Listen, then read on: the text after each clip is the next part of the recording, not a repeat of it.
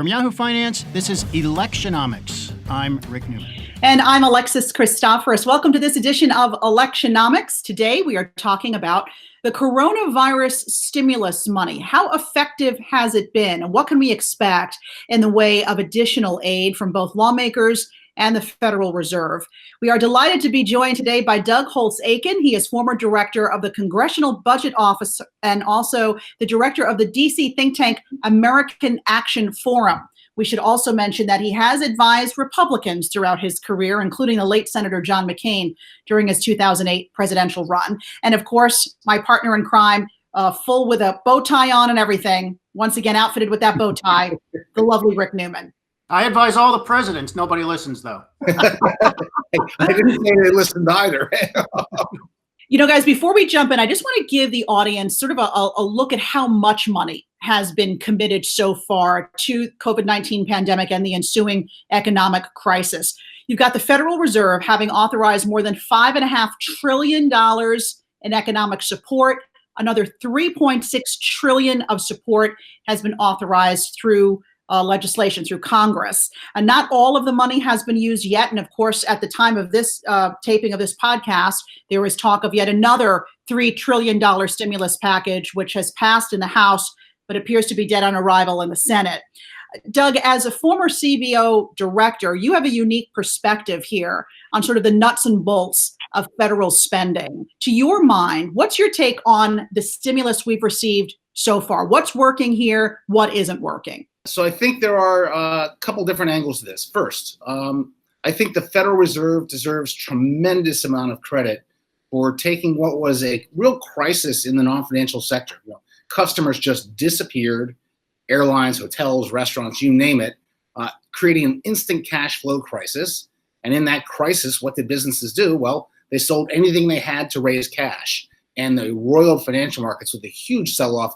The Fed recognized this quickly and made an outstanding pledge to buy treasuries for as long as necessary and whatever amounts necessary to provide liquidity to the markets. And they stopped this crisis in the real economy from turning into a financial markets crisis at the same time. That was a huge move. We have pretty good function in our financial markets. Banks are in pretty good shape. That's a huge asset as we try to weather the rest of this. So that one's doing great. Congress then tried to replicate the same strategy, which is flood the non-financial sector with liquidity in this so-called CARES Act, which features the Paycheck Protection Program, loans to small businesses with the very intent that they not repay them and turn them into grants, and then a bunch of Federal Reserve facilities for larger businesses. I'd say the PPP has been the best thing that happened out of the CARES Act. It's gotten well over $500 billion out the door in a month. That was the month of April, which will go down in history as the worst month in the history of the U.S. economy. And it was the most effective stabilization we got. We got about $45 billion in unemployment insurance out, with maybe a couple $100 billion in checks. The PPP really, for all of the complaints people have about the design and the performance, has turned out to be the best thing that happened out of the CARES Act. Facilities that were set up by the CARES Act at the Fed haven't done anything for all practical purposes. None of that money's been actually sent out the door. Main Street Lending Program hasn't even started. So I think you got to look at the PPP as the thing that's worked the best. Doug, you've seen the forecast. You may have made your own forecasts. We are still going to lose a ton of jobs here, right? Oh, yes. I mean, remember, this is 10 times worse than anything we've ever seen. Most forecasts are that the economy will contract at an annual rate of 40% in the second quarter. That's a 10% loss in GDP. The worst year of the Great Depression was 12% in 1932. That's what we're experiencing in the second quarter of 2020. You know, we lost 20 million jobs in April. The previous worst month was 2. You know, we saw the unemployment rate jump by 10 percentage points. The previous worst month was 1. I mean, everything here is 10 times bigger than anything we've seen. And the response has to be big for that reason. So since we're talking about the 2020 election, why don't you tell us what is your best guess about what the economy is going to feel like around Election Day as people are deciding whom to vote for? It's still going to be a lot worse than it was a year before, but there's this question, will people feel like things are rapidly getting better, or are they going to feel like they're mired in a quagmire? What do you think? So imagine we do fall at a 40% annual rate in the second quarter, and that things like the Congressional Budget Office forecast turn out to be right for the second half of the year. Then we'll grow at 5% in the third quarter. Compared to dropping at 40, that's going to feel fantastic, and people are going to be slightly euphoric. And then it's going to tail off from that, and we're going to have relatively modest growth at a level of unemployment that remains high, a level of economic activity overall that remains kind of low. And I think the electorate's going to be a little bit disgruntled and unhappy with the state of affairs. What do you think the next stimulus package needs to have in it to really make a difference? Because now there's talk that as different parts of the country start to reopen, is stimulus in the form we've been getting it the most effective way to get money into people's pockets? Or some Republicans have talked about incentivizing, sort of like incentive payments to get people back to work, to get the economy reopened. So to your mind, what does the next stimulus package look like? It certainly has to look different. The CARES strategy really was, let's address the cash flow crisis out there in large swaths of the economy by flooding it with money. And it wasn't really stimulus. It was, let's put the economy in suspended animation for 2.5 months. And when we get to the other side, stop asking businesses to do nothing, which is like, don't lay people off, don't shut your doors, don't do things. Instead, have them do things like grow, hire, and deliver an increase in the standard of living. So it better look different or it's not going to work. There will be now big disagreements about what constitutes the right strategy. You have to have a strategy in the next round. How much of that will focus on demand side stimulus, which we've seen a lot of in the Democrats' proposals, additional rounds of checks and traditional Keynesian spending programs, or addressing some, I think, fairly predictable issues on the supply side, continued shocks from the virus itself, regional lockdowns or a reoccurrence in the fall, the supply side necessity of every employer changing their operations to accommodate the employees back in a safe manner. How do you run a restaurant if you have to have a tiny kitchen? They can't be in there. They got to have more space. How do you do the serving in these confined dining rooms? Fewer customers. That means you have fewer customers for a much more expensive footprint. What does a restaurant look like in the fall of 2020? So there are going to be some big supply side shocks where everybody tries to figure out how to get people back in the building safely. You might want to concentrate on helping businesses deal with that as part of a strategy for growth. So these stimulus bills have actually been bipartisan at a time when we didn't think Congress could do anything bipartisan anymore. And lo and behold, Congress's approval rating skyrocketed all the way up to somewhere in the 30% range, maybe 35%. Do you feel like either party is getting more of an advantage from the stimulus than the other, or nobody's getting an advantage here, which would actually be fine? I think nobody's gotten an advantage out of the 3-4, if you count the first health bill, acts of Congress to address the COVID-19 crisis. I think they deserve genuinely high marks for the CARES Act, which was large and was necessarily large, was done quickly on a bipartisan basis, and actually had the right stuff in it. I mean, it had stuff for the business community. It had stuff for the supply chain by keeping the airlines flying. And it had help for those individuals, the very many individuals who've been damaged by this. Pandemic uninsurance, sick leave, all sorts of things have been set up. So it's hard to complain about that. I think they both deserve a lot of credit. Do you think that we should be worried about the deficit? I mean, it was already into the stratosphere before all this. Nobody cares about that anymore. Well, apparently not. Please come to an agreement. Chairman Powell said when he was asked recently, and he said, that's not the priority right now. We can't be thinking about that. We have an emergency situation, in essence. I'm paraphrasing, and we need to throw this money at it and worry about the deficit later. Are you of that mindset? Yeah, I think that's right. If in this moment you decide to tidy up the books at the expense of stabilizing or supporting the economy, you've made an enormous mistake. And the economy and the people who are trying to get back to work in it have to be the top priority. The federal government has, in effect, borrowed on behalf of every entity in the United States, handed the money to businesses and to individuals across the 50 states and territories, and that's what it should do.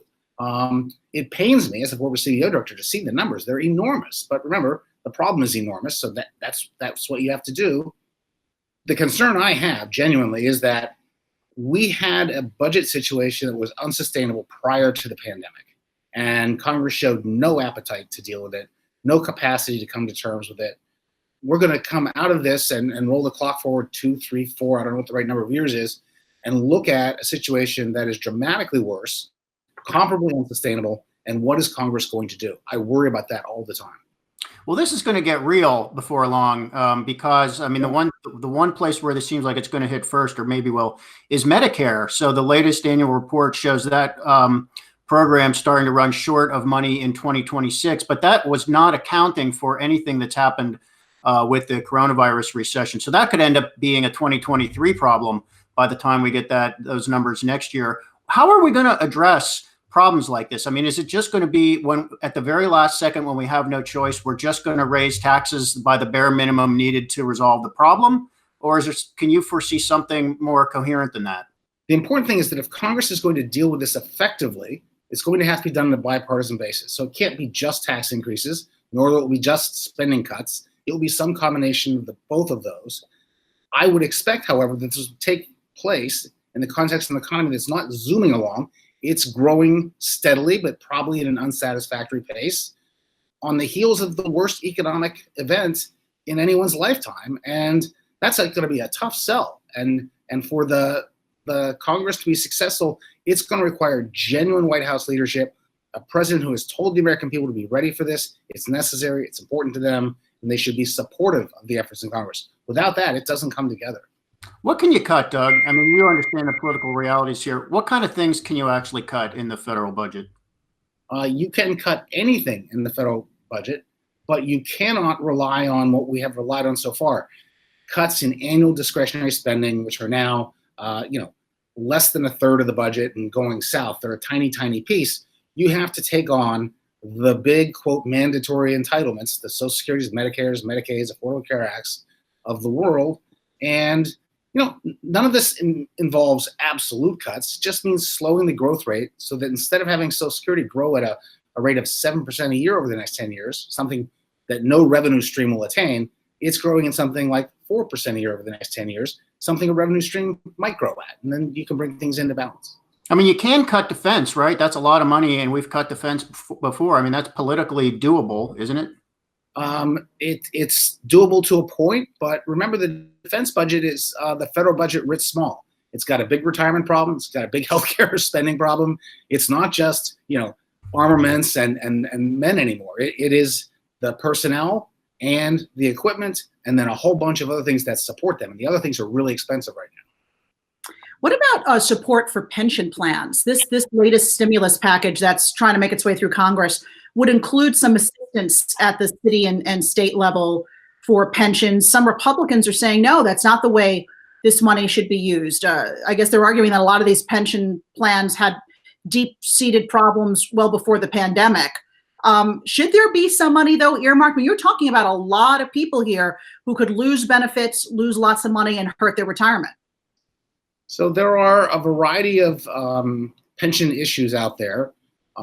The state and local pensions are one part of the problem, and those are structural problems that a lot of the states have had for a long time. Illinois is the poster child for this. And I think that the sentiment in Congress is that that's not a place where we spend pandemic response money. That's not something that was created by the virus. That's not something that we should try to ameliorate, but with the money devoted to fighting the virus. So put that aside, there's still a lot of problems out there. The cash is gone. When the customers disappeared, so did the sales taxes. When the workers got laid off, so did the payroll taxes. And so, the revenue's missing out there in the state local governments. Do you want to give them some federal support for that, or rely on loans? They have a facility at the Fed. You could say the same thing to them. You say to America's big businesses, go borrow at the Fed and deal with that. And then there are also increased spending fighting the public health battle. And the first responders and the health costs are a real cost. I think they're in the national interest. And the Congress will, in fact, support those. I think they should. But it's drawing lines in those categories, right? That all makes sense abstractly. But what dollars go where? I think that's the problem that they're struggling with. There are also out there other private pensions that people are worried about. And those are also problems that existed prior to the pandemic. And there have been attempts to roll that in here. And so far, they haven't been successful. Doug, I was interviewing Peter Navarro, the White House economist. This is a few years back, and I brought up, I don't remember exactly, something you had said, or maybe a study from your think tank, and he got a sour look on his face, and he said, Holtz-Eakin is a never Trumper. Do you consider yourself a never Trumper? No, I don't actually understand why I would say that. It's real simple. What we do at the American Action Forum is you get up every day and you look at the policy issues that are in play, and you ask yourself, is this big or small, important, unimportant, and is what is being proposed good or bad policy? And that doesn't have a name. It doesn't have a party. Now, I am a Republican, and my notion of good policy tends to hew toward private market solutions and a lot of economic freedoms, but it's not personal. That's a mischaracterization. Well, I would consider you a traditional Republican, perhaps an endangered Republican at this point. There is this group of, I think you could call them traditional Republicans, the Lincoln Project. I'm sure you know about these guys. George Conway, the lawyer, is one of them. It's a small group, but they're pretty clever. They've got some funding. They're running ads against Trump. They want to I think they want to have an alternative Republican convention. Is that something like you might join in on, from the economic perspective? Why not? No, I think, I'm a member of the Republican Party, and if the party isn't doing things that I think are correct and best for the American people, then I should work within my party to fix it. And walking out doesn't do any good. So I am, for example, not a big fan of this administration's international trade policies. I think they have, on balance, been unsuccessful and have harmed the U.S. economic interests in some significant ways. Walking out doesn't change that. Making the case and electing people who have a different approach, that solves the problem.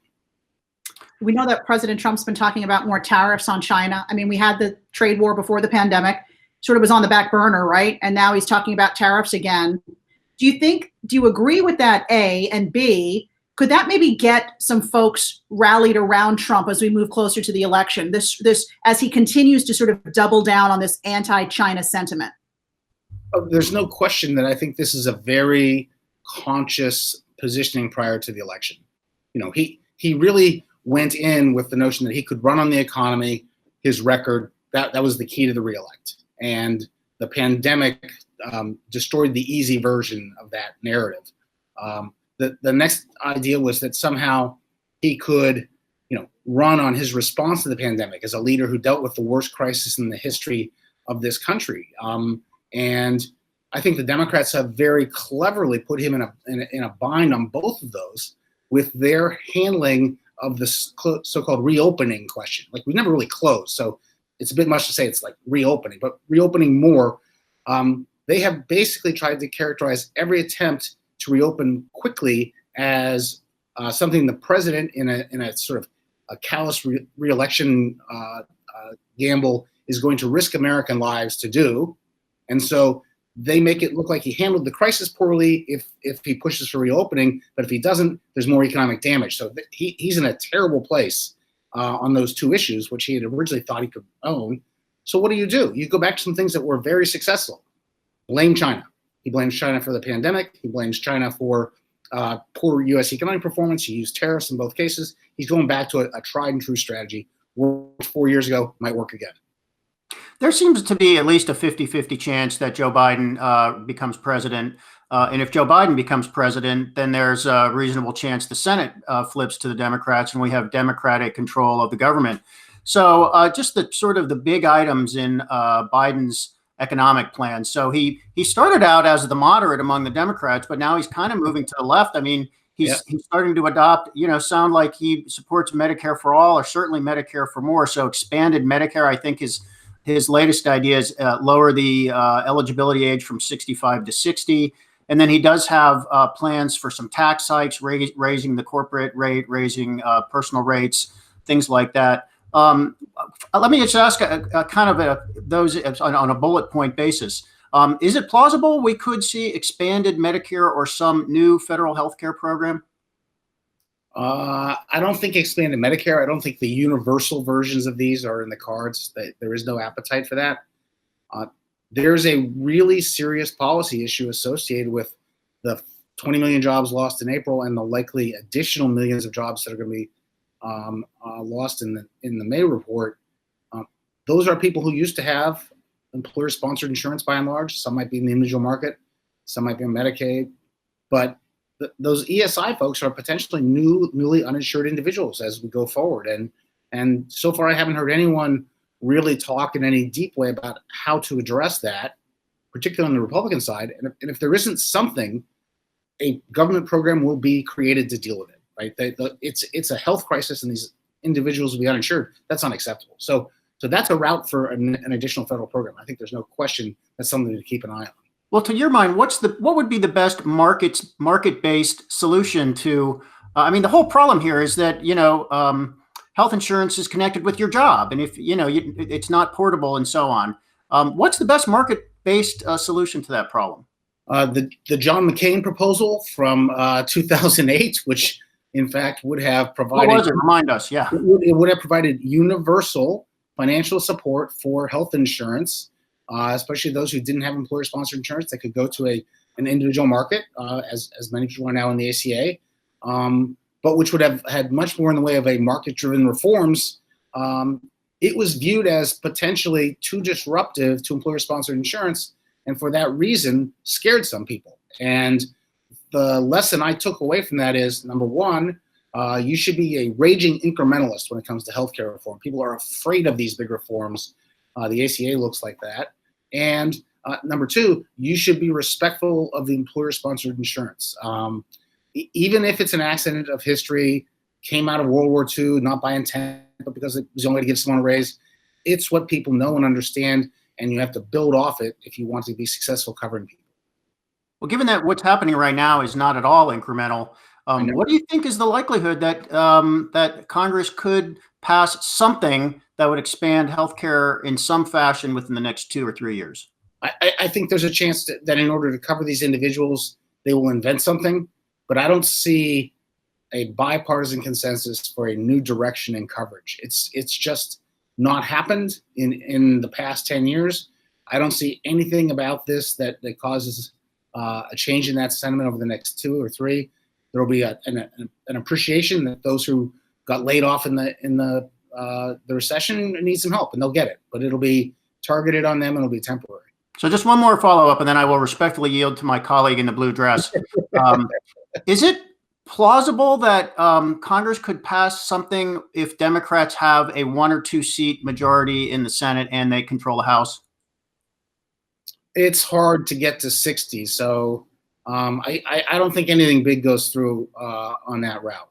I think what we've seen recently is that the American people are wary of that sort of single party jam something big through. It was unpopular with the ACA and cost them control of the Congress. It was unpopular with the Tax Cuts and Jobs Act, and it cost Republicans. And they want to see what they saw in the CARES Act, which is you guys got together and did something on behalf of the country. Try that again, and we'll keep the approval rating in the 30s. Otherwise, we're back to single digits.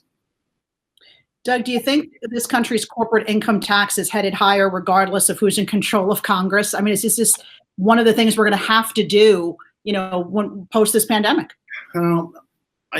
In general, we're going to have to raise more revenue. That's a fait accompli in my view. So it's going to raise the question: will we raise it in a sort of crude fashion by just jacking up rates, which would be more economically destructive than any other approach, or will we sort of take another look at the corporate tax and say, okay, we didn't try really that hard to do a lot of base broadening. Let's get the revenue that way. Go to the individual tax, do the same thing. I hope we do the latter. I hope we continue the march down the road of tax reform, which is low rates, broad base. Doug, broaden the base basically means more people, taxing more people, right? Not necessarily. I mean, we could, sort of lower the exclusions and get more people into the income tax. But I'm talking about sort of corporate deductions for a variety of things, that you could just wipe them out and get rid of the special tax treatment of a lot of different activities. All right, Doug Holtz-Eakin, thanks so much. Always a pleasure to see you. Thanks for joining us on this Electionomics podcast. Thank you. All right, and thank you, everyone, for joining us this week. Be sure to follow me at Alexis TV News. And me at Rick J. Newman. And I think Doug actually puts a poem on his Twitter account every now and then. Doug, you want to tell people where to find your poetry on Twitter? AmericanAction.org AmericanActionForum.org, and someone replaced the sign outside my office with Poet Laureate instead of President. So that's what I did. I'll take it. All right, guys. Well, thanks so much. Be sure to rate and review what you just saw, and we will see you next time. Bye.